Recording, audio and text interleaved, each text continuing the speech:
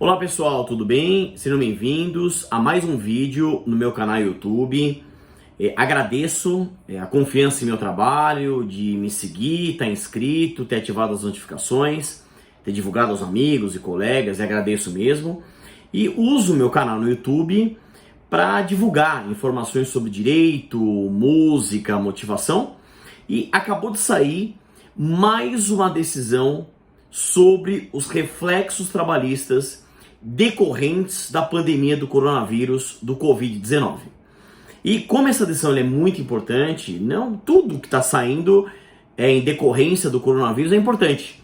Mas aí é mais uma decisão do ministro Ricardo Lewandowski. Acabamos de receber nos nossos grupos de WhatsApp e faço questão para você aproveitar o canal, para você abrir a decisão no celular, no iPad, no computador. Eu vou fazer a leitura e vou comentar.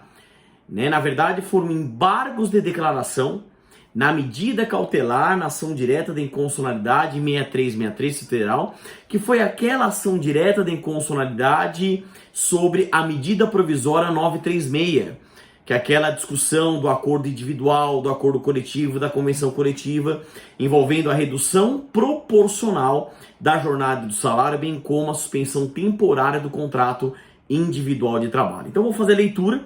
É importante porque a gente leia, reflita. Em nenhum momento nos meus vídeos eu quero exaurir os debates, até porque isso é impossível.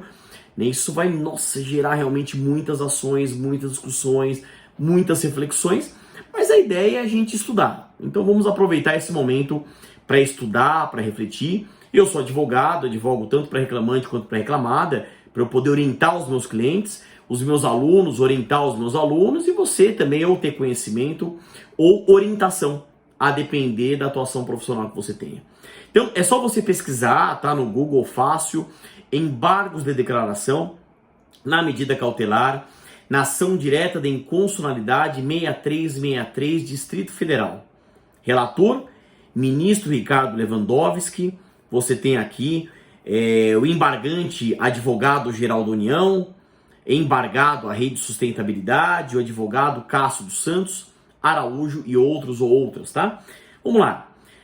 Vamos fazer leitura, A gente sabe que a importância dos embargos de declaração, eles têm basicamente algumas funções. A primeira é suprir omissão, contradição ou obscuridade da decisão. Também você tem a possibilidade do efeito modificativo ou infringente.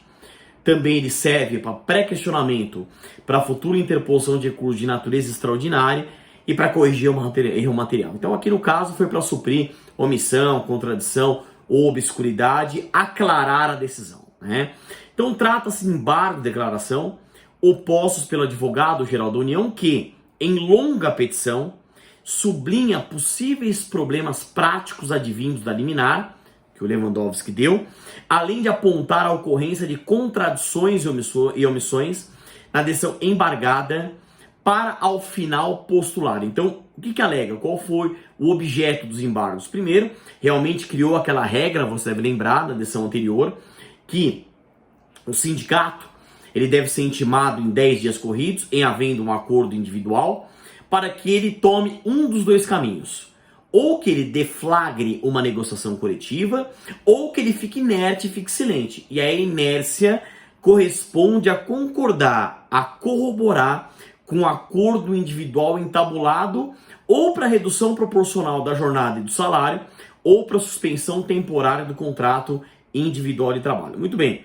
E aqui fala o reconhecimento de sua legitimidade recursal para oposição de embargos declaratórios no processo de controle de constitucionalidade com o consequente recebimento do recurso, a reconsideração da decisão embargada com o indeferimento do pedido de liminar ou subsidiariamente a sua reforma para que se afirme a validade e legitimidade da produção imediata de efeitos para os acordos individuais celebrados na forma da medida provisória 936/2020, inclusive durante o período de 10 dias referido pelo seu artigo 11, parágrafo 4º, e ressalvada a possibilidade de adesão por parte do empregado à convenção/acordo coletivo posteriormente firmado. A atribuição de efeito suspensivo ao recurso, tendo em vista a aflitiva demora que pode advir para o acesso ao benefício emergencial pelos trabalhadores, caso os acordos individuais dependam de homologação sindical para surtir efeitos e sejam, ao final, acolhidos os presentes embargos da declaração para esclarecer a legitimidade da produção imediata de efeitos para os acordos individuais celebrados na forma de MP 936/2020, inclusive durante o período de 10 dias referido pelo seu artigo 11, parágrafo 4º, ressalvada a possibilidade de posterior adesão à convenção acordo coletivo pelo empregado. É o breve relatório, decido. Então vamos analisar agora os argumentos da decisão, né? Embora reconhecendo a legítima preocupação que move os subscritores desses embargos, entendo que devem ser rejeitados por ausência dos vícios especificados no artigo 1023 do Código de Processo Civil, ensejadores de seu acolhimento, motivo pelo qual, inclusive, dispenso a intimação da parte contrária. Olha só. Primeiramente, cumpre assentar, para que não pairem quaisquer incertezas, que a medida provisória 936/2020, contestada na presente ação, continua integralmente em vigor, eis que nenhum de seus dispositivos foi suspenso pela liminar concedida nesses autos. Todos eles permanecem rígidos, em particular os que dispõem sobre a percepção do benefício emergencial pelo trabalhador, artigo 5º, a possibilidade de redução da jornada de trabalho e do salário, artigo 7º, inciso 8, e a suspensão temporária do contrato laboral, artigo 8º, dentre outros. É que os atos do poder público, como se sabe, gozam de presunção de constitucionalidade e legalidade, enquanto não forem desconstituídos por decisão judicial. Por isso, a medida provisória atacada, salvo naquele dispositivo que passou por uma interpretação conforme a Constituição, a rigor, uma suplementação necessária para que pudesse fazer um mínimo de sentido em fato o texto magno, incide plenamente sobre as relações de trabalho em andamento desde a data em que foi editada, tendo em conta que ao cautelar apenas se limitou a conformar o artigo 11, parágrafo 4º da medida provisória 936/2020 ao que estabelece os artigos 7º, 6 e 8º, 6 da Constituição, que prevêem, que trazem, né, o substrato constitucional dos instrumentos de negociação coletiva, convenção coletiva ou acordo coletivo da Constituição, outra conclusão não é possível senão aquela segundo a qual os eventuais acordos individuais já celebrados e ainda por firmar entre empregadores e empregados produzem efeitos imediatos a partir de sua assinatura pelas partes, inclusive e especialmente para os fins de pagamento do benefício emergencial no prazo estipulado, ressalvada a superveniência de negociação coletiva que venha a modificá-los no todo ou em parte. Vai acompanhando a fundamentação para a gente refletir. Seria impensável conceber que o presidente da República, considerado elevado discernimento que o exercício do cargo pressupõe, pretendesse, com a medida provisória, que os sindicatos, ao receberem a comunicação dos acordos individuais, simplesmente os arquivassem, pois isso contrariaria a própria razão de ser dessas entidades, as quais, por sua reconhecida relevância social, merecem destacado tratamento constitucional. À toa evidência, não seria imaginável que os constituintes de 88 lhes tivessem reservado o modestíssimo papel de meros arquivistas de contratos de trabalho.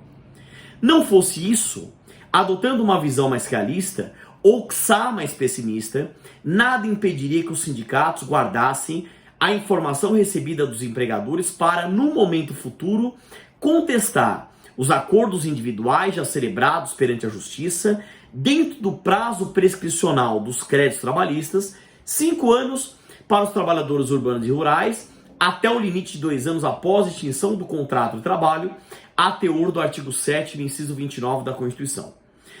Por esta exata razão é que a alternativa de manter intacto o artigo 11, parágrafo 4º da medida provisória 936/2020, como se encontra redigido, sem qualquer temperamento, mostrava-se, como ainda se mostra, extremamente problemática, tal a insegurança jurídica que levaria aos patrões empregados. Olha, pessoal, posso afirmar com toda certeza, assim, as medidas provisórias, depois com base nessa decisão, foi uma loucura.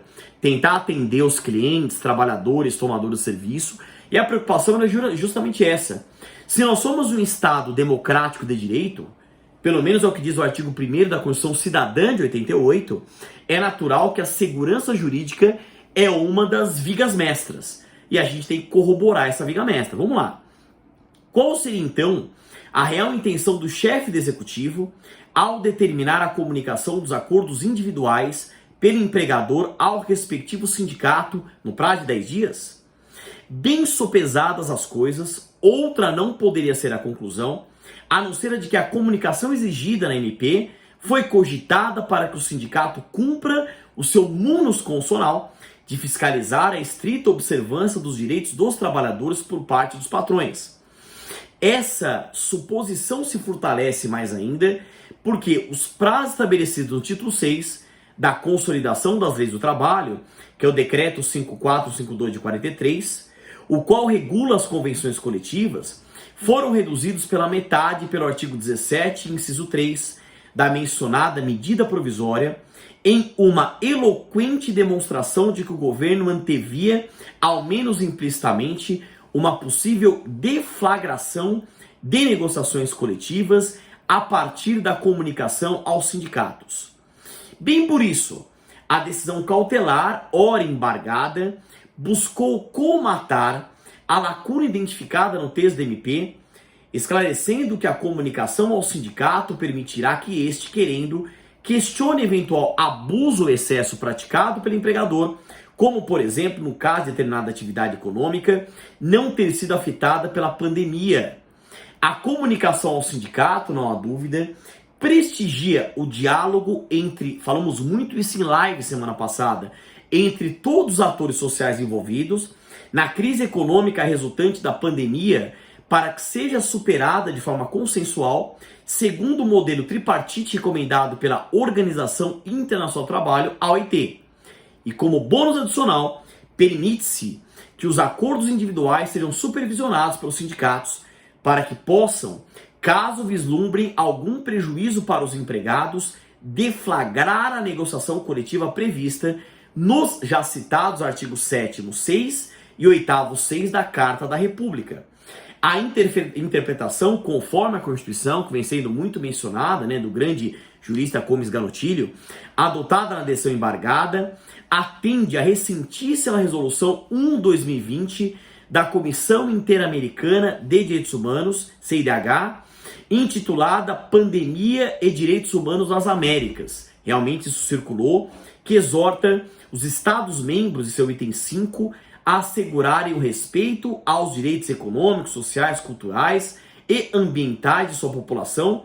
Resolução 1/2020, de 10 de abril de 2020, da Comissão Interamericana de Direitos Humanos, encontra disponível, aqui está a página, http www.oas.org, tem um endereço, vale a pena, hein? Você ir atrás dessa Resolução 1/2020 da Comissão Interamericana de Direitos Humanos, CIDH, intitulada Pandemia e Direitos Humanos nas Américas.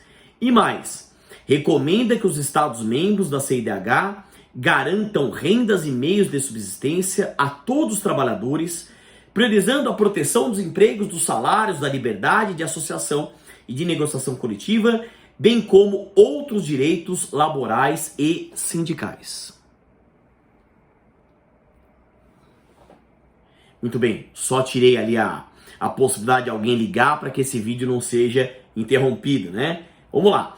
Vale ressaltar que, embora se compreenda a insistência governamental e de certos setores econômicos em acelerar os acordos individuais, superestimando supostas consequências deletérias decorrentes da liminar concedida, em especial no engessamento das negociações, o fato é que constituiria precedente perigosíssimo afastar a vigência de normas constitucionais asseguradoras de direitos e garantias fundamentais diante do momento de calamidade pública pelo qual passamos.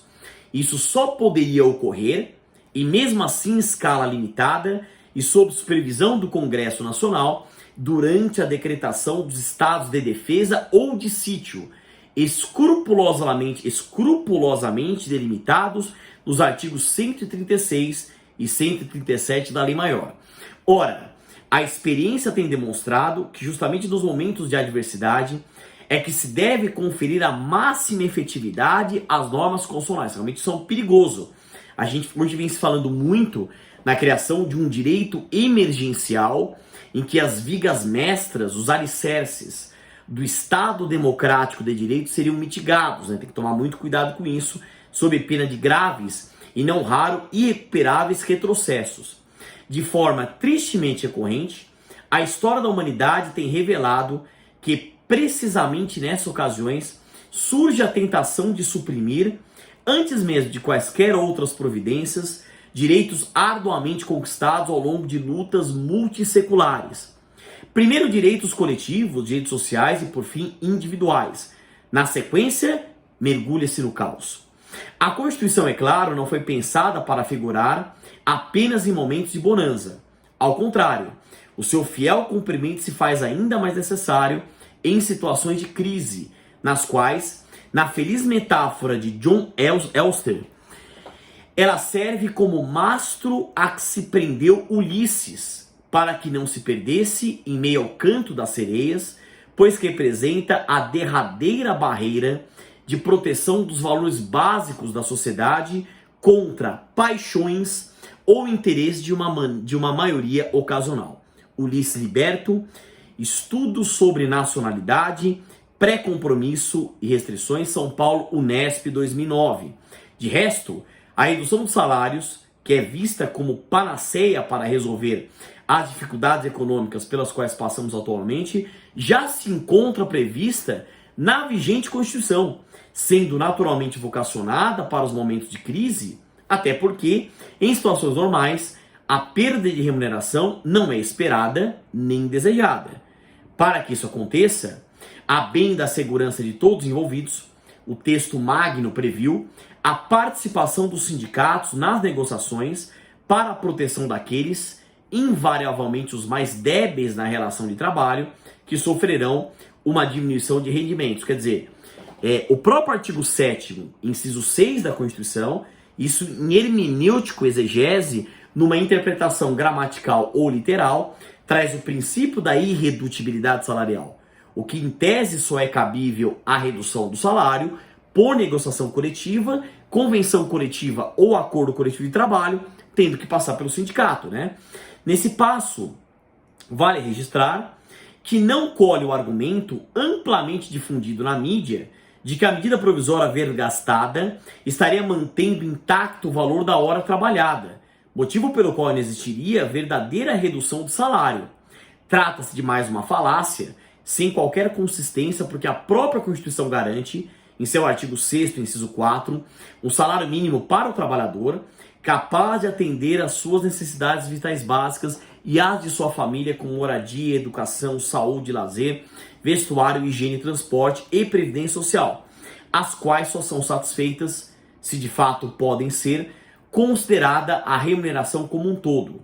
Contratempos que possam eventualmente advir da participação dos sindicatos nas negociações não têm o condão de sensibilizar o intérprete do texto constitucional, voltado por dever de ofício a preservar os valores superiores de convivência social nele abrigados. Não é demais insistir que a própria medida provisória aqui contestada é que instituiu a obrigação de comunicar os acordos individuais ao sindicato. E dessa comunicação, que não pode ser tida como simples figura retórica, há de se extrair algum efeito. Eventuais dificuldades em identificar ou contatar os sindicatos para comunicá-los, como muitos displicentemente vêm alegando, realmente semana passada, muitos falavam, mas como é que vai comunicar o sindicato? O sindicato está fechado? Isso a gente tinha alertado, que hoje nós temos as ferramentas, os meios eletrônicos aí. Não justifica o descumprimento da expressa determinação contida no ato presidencial impugnado. Cabe ao empregador adotar todas as providências ao seu alcance para localizar o sindicato, a federação ou a confederação apta a receber a comunicação. E aqui vale sublinhar que uma das possíveis consequências jurídicas da falta de comunicação do empregador, a respectiva entidade sindical, no prazo de 10 dias, estabelecido pela MP, será a perda da validade do acordo individual por descumprimento de formalidade essencial. É de se notar, ademais, que o esvaziamento do poder dos sindicatos, ensejado por modificações legislativas recentes, não pode levar, particularmente nessa fase crítica pela qual passa o país, a um enfraquecimento ainda maior dessas agremiações. Não há, ao menos sob a égide da ordem legal vigente, nenhuma possibilidade de excluí-las das negociações coletivas ou negociações trabalhistas diante da cristalina redação do artigo 8º, inciso 3 da Constituição, segundo a qual, é uma redação bem conhecida, ao sindicato cabe a defesa dos direitos e interesses coletivos ou individuais da categoria, inclusive em questões judiciais ou administrativas, sob pena de mergulharmos num ciclo vicioso de progressiva e acelerada retirada das salvaguardas da classe trabalhadora.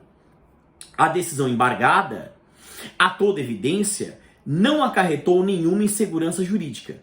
Pelo contrário, buscou emprestar confiabilidade aos acordos individuais, sobretudo porque apenas fez valer o disposto na Constituição quanto ao modo de emprestar validade às pretendidas reduções de salários e jornadas de trabalho. Então perceba que aqui ele já está na parte da conclusão. Insista-se mais uma vez, nada impediria a prevalecer a forma da MP 936/2020, tal como originalmente redigida, que os acordos individuais, depois de celebrados, fossem contestados em juízo ao alvedrio dos sindicatos por força do princípio da inafastabilidade da jurisdição agasalhado no artigo 5º, 35 do texto magno. Quer dizer, ele tenta, vamos dizer assim, né? Na verdade, o julgamento dos embargos, embora o ministro Ricardo Lewandowski discorda no finalzinho, mas aclarou a decisão. Supriu omissão, contradição ou obscuridade, porque o que faltou na outra decisão? Simplesmente a decisão ela veio no final, mas não vinham as explicações, as justificativas do porquê que foi criada aquela regra ou corroborada uma regra prevista na MP 936. Então vamos lá. Ó. Diante de todo exposto, esclareço, para afastar quaisquer dúvidas, e sem que tal implique modificação da decisão embargada, que são válidos e legítimos os acordos individuais celebrados na forma da MP 936/2020, os quais produzem efeitos imediatos, valendo não só no prazo de 10 dias previsto para a comunicação ao sindicato, como também no prazo estabelecido no título 6 da CLT, agora reduzidos pela metade, pelo artigo 17.3 daquele ato presidencial. Ressalvo, contudo, a possibilidade de adesão por parte do empregado à convenção ou acordo coletivo posteriormente firmados, os quais prevalecerão sobre os acordos individuais, naquilo que, com eles conflitarem, observando-se o princípio da norma mais favorável.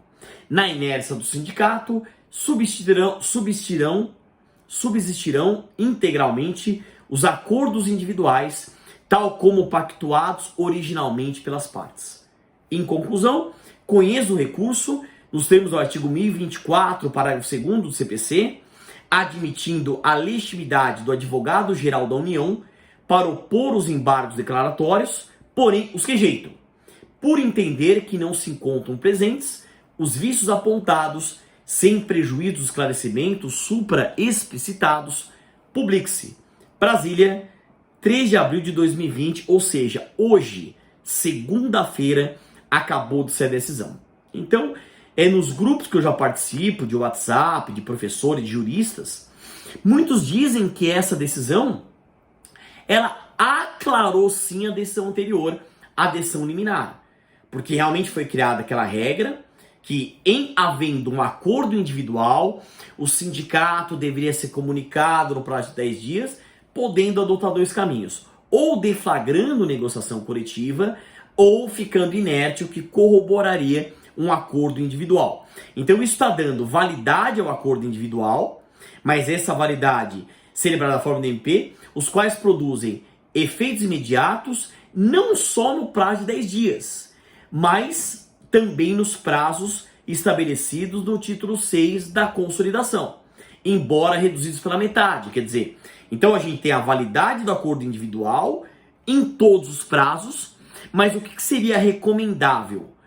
A adesão ao acordo coletivo, à convenção coletiva, que é o que fala aqui, ressalva, contudo, a possibilidade de adesão por parte do empregado à convenção ou acordo coletivo posteriormente firmado, os quais prevalecerão sobre os acordos individuais naquilo que eles conflitarem. Então, lógico, no conflito entre um acordo individual, um acordo coletivo ou uma convenção coletiva, nós temos aí a prevalência do instrumento de negociação coletiva. Né? Então tá aí, pessoal, a gente tem, né, a medida provisória 936, e essa medida provisória 936, vamos abrir aqui direitinho, medida provisória 936. Tô abrindo aqui direitinho para vocês, pessoal. A gente acabou de sair, tá todo mundo ventilando. Tô gravando esse vídeo em primeira mão para que você possa ter acesso, né? Deixa eu abrir no meu arquivo aqui, que fica mais fácil. Então, abri um arquivo, inclusive, só de legislação do coronavírus. Então, temos aí a legislação 2020, aqui, medida provisória 936. Nós temos os prazos lá mencionados, né? Então, nós temos aqui.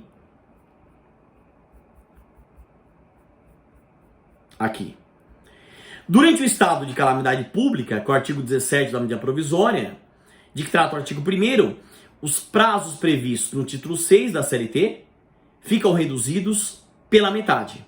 Então, a redução pela metade dos prazos, então vigora não só pelo prazo de 10 dias, mas por esses prazos aqui, agora reduzidos pela metade. Então, perceba, pessoal, é essa parte final que a gente tem que refletir. Os acordos individuais estão válidos, não só pelo prazo de 10 dias, mas pelos prazos da CLT, mas que a medida provisória reduziu pela metade. Agora, além disso, que seria recomendável a adesão ao instrumento de negociação coletiva. Aí, naquilo que conflitar, prevalece o instrumento de negociação coletiva. Esse foi o primeiro vídeo sobre essa decisão. Acabou de sair. Postem os comentários. Mas ainda assim, pergunto, dá segurança jurídica indicarmos aos nossos clientes, aos nossos alunos, o acordo individual? Porque em nenhum momento afasta a necessidade da negociação coletiva. Quer dizer, é a participação dos atores sociais, a tutela coletiva, a tutela da negociação coletiva continua sendo, em tese, a previsão aí e a recomendação do próprio Supremo Tribunal Federal. Essa semana sai o julgamento colegiado, estaremos acompanhando de perto, dia 16, sai o julgamento colegiado, tá bem? Pessoal, então é isso, obrigado pela atenção, pensamento positivo, ânimo firme, força e fé inabalável, que tudo isso vai passar, e aí nós teremos aí a reconstrução, né? Quem sabe o mundo seja melhor, mais altruísta, mais solidário, com mais amor ao próximo. Estou acompanhando de perto tudo que vem saindo aí sobre os reflexos trabalhistas do coronavírus. Aquele pensamento positivo, ânimo firme e até nosso próximo encontro.